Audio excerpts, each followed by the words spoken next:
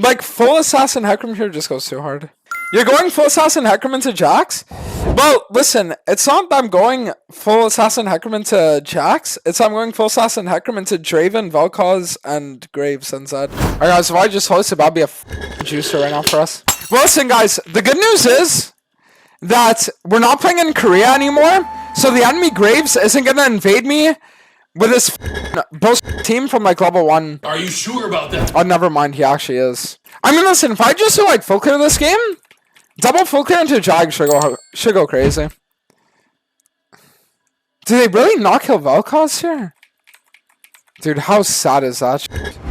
I leveled E3rd because I'm just gonna kill Vel'Koz here.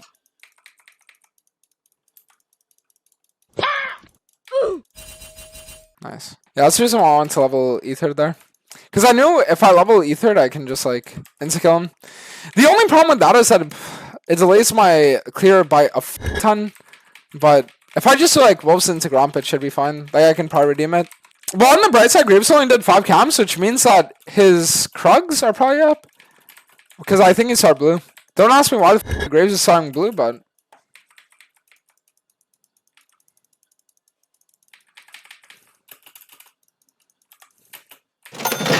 Nice. I mean, I'm going to be honest with this Varus, dude, like, this guy's ass. I'll leave the rest of this wave just because if I take it, he's, like, actually going to make this game 4v5. Like, right now, he's behind, but it's not, like, game-losing behind. Can you do a smash and pass on every Chainsaw Man character? No.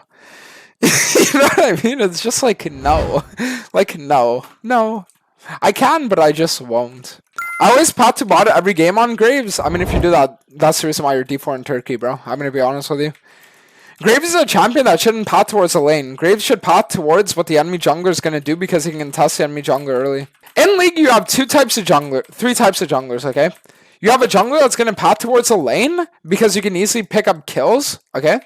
You're going to have a champion that's going to path towards the enemy jungler because you want to fight them early. And then you're going to have a champion that wants to path away from the enemy jungler because you're afraid of getting invaded early. Those are your 3 ways of pathing. If you're pathing towards bot every game as a Graves, dude, you have to... I'm just going to be honest.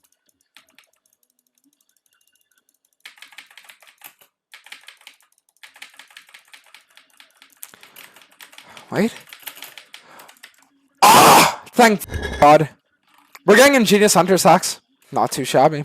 You're gonna lose, trust me, no matter how good you are. Shut your f***ing up, Theodore f***ing dude. Watch and learn how the f***ing king gets it done.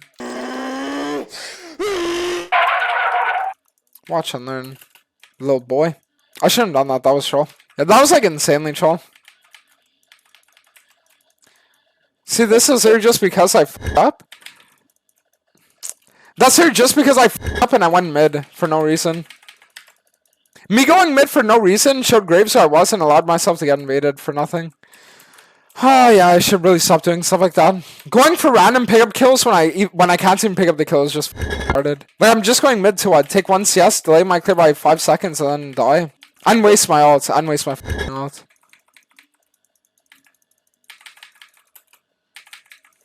Good.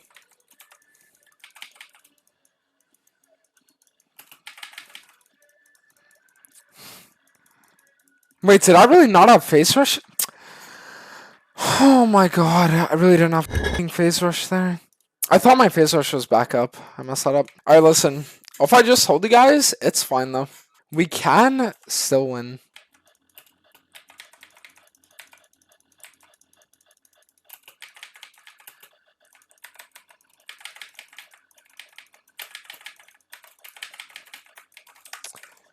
Okay, not bad. I mean, it's a 1 phone and then we also trade his flash. And then I can also get my Dustblade too.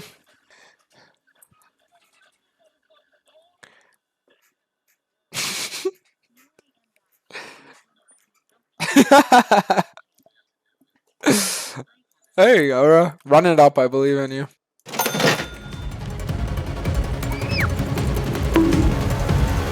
Oh, wow. Well played. Guys, we need to hope that the enemy Graves doesn't build Tabby. But why the f would the enemy Graves not build Tabby this game? Same thing with the enemy Draven. He's gonna use this W on the wave. Wow, he actually doesn't.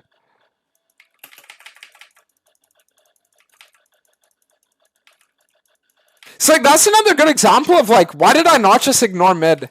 Like I went mid there for what? To almost die to the Z for nothing? No, it's just so. Dude, I swear I keep doing like that and it's so bad. I can 1v9 every game off 2 items, but I just don't give myself the opportunity to, and I don't know why I keep doing that.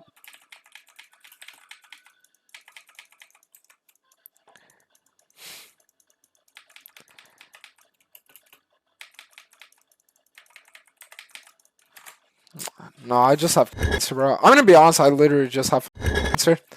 Like, the way that I'm playing recently, I don't even know what the it is.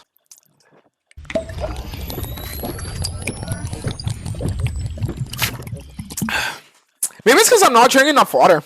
No, but I think it's also the fact that I don't have confidence in like a really good HECARIM build. Because the second I get my confidence in like a good HECARIM build, I'll just carry every game. But I just don't feel like that confidence I used to have.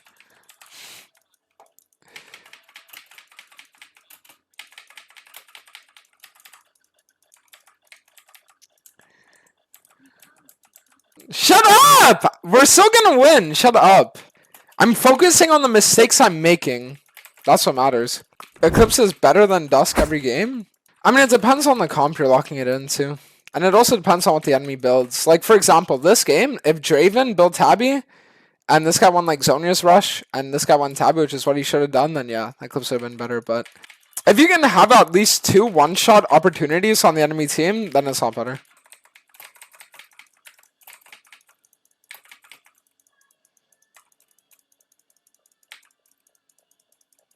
If I just take this, it's good.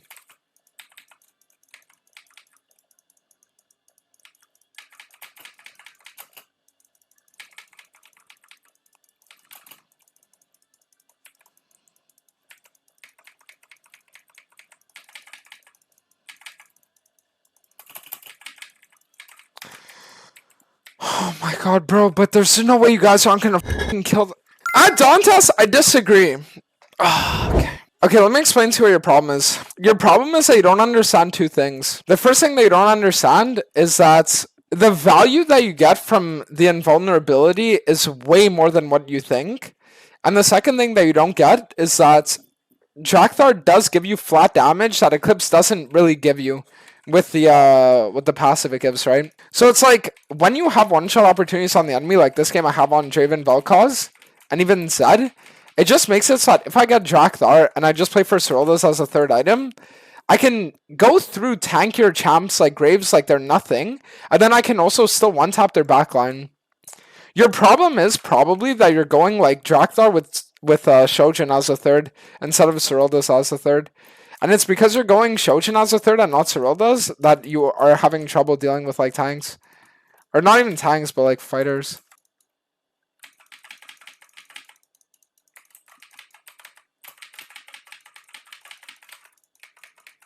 You'll never take us out. Eclipse deals almost no damage? Yeah, but the thing about Eclipse is that when you get Ingenious Hunter, it has better synergy with Ingenious Hunter than Duskblade does. That's one of the perks of going it. Because getting 2 to 3 shields off a teamfight actually feels impactful. See, so like this is the problem I'll explain to you with HECARIM itemization right now. And it's one of the, I guess it's like one of the big issues, okay? One of the big issues is the fact that Shojin has better synergy with Eclipse than it does with Duskblade, but Ingenious Hunter has better synergy with Eclipse than it does.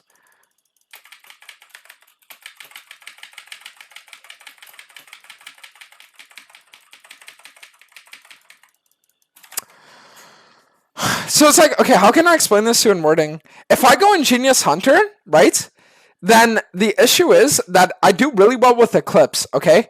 But if you go Ingenious Hunter, it doesn't do anything for your Shojin.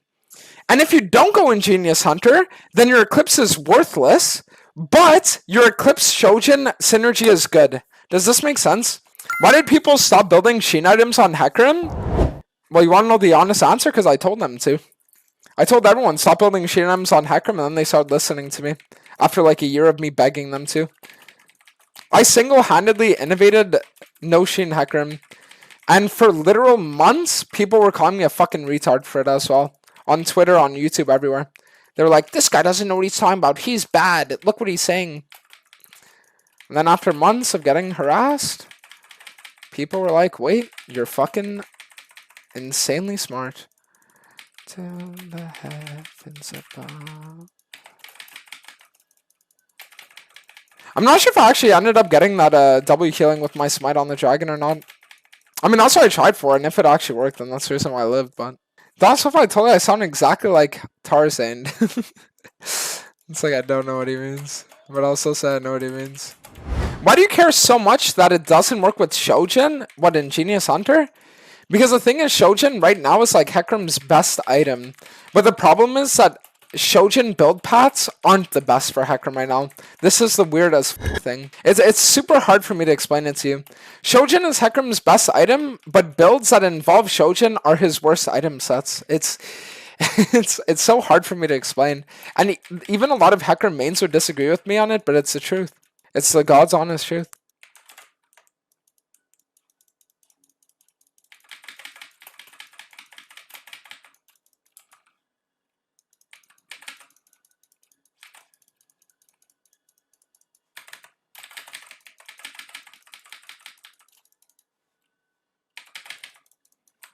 Yes.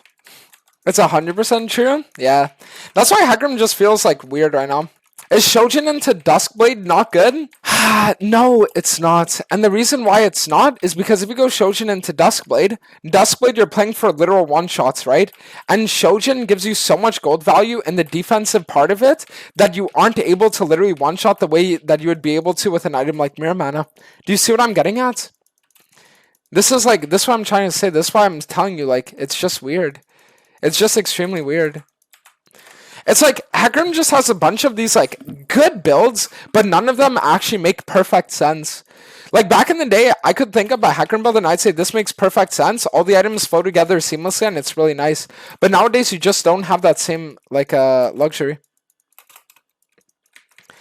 Dantes is brainwashing the whole Hecarim community. What a genius. Okay, well, I'm about to go on a fucking 5-minute stand-up rant because you just fucking typed that. What's up, Dippots? Let me explain something to you, okay? Let me go on a 5-minute rant so you can understand why you're right, you're wrong, and I'm right, okay?